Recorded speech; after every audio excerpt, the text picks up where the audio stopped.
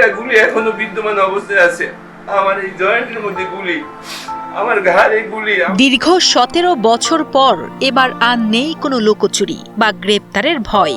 20 বারেরও বেশি কারাবরণ, রিমান্ড আর শতাধিক মামলার বোঝা মাথায় নিয়ে বিএনপি নেতা আল আমিনের জীবনটা কেটেছে চরম অস্থিরতায়।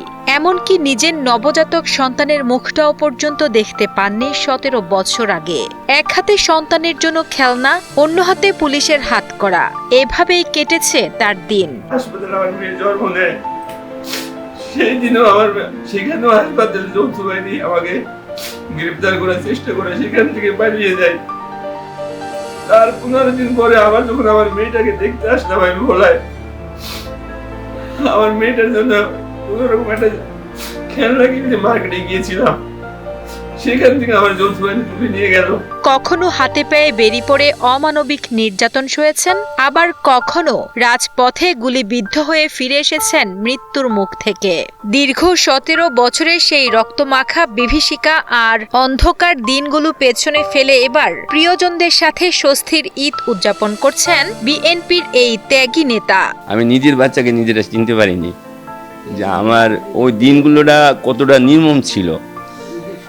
একটা ঈদ আমি কাটাতে পারি নাই।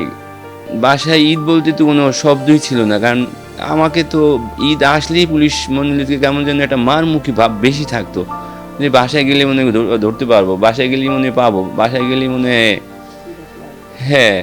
আমি ম্যাক্সিমাম আমার জীবনে 4টি ঈদ কিন্তু আমি জেলখানায় কাটিয়েছি। বিগত দিনগুলোর আমরা আনন্দ করতে পারি না ঈদে, কিন্তু এইবার আশা করি আমাদের ঈদগুলো আনন্দ সহকারে যাবে। অতীতে সেই বিভীষিকাময় দিনগুলোর কথা মনে করে আজও কান্নায় ভেঙে পড়েন ভোলার বিএনপির নেতা খন্দকার আল আমিন।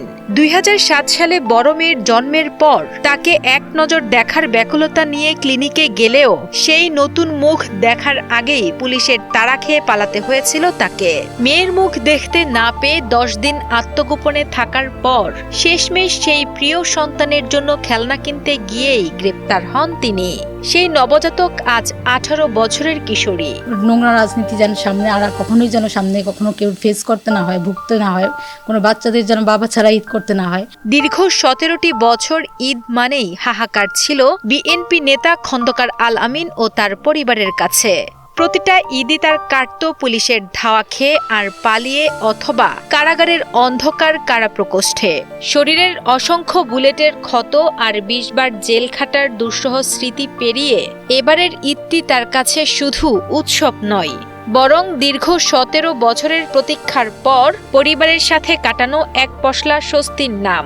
গত 17টি বছর ঈদ অথবা আনন্দ অথবা কোনো বিয়ে শাদী, পারিবারিক কোনো বিষয়, এগুলা মূলত আমাদের জীবনে ছিল না। স্মৃতিচারণ করতে গেলে মূলত নিজেকে ধরে রাখতে পারি না, কেননা ওই দিনগুলো বড় নির্মম ছিল।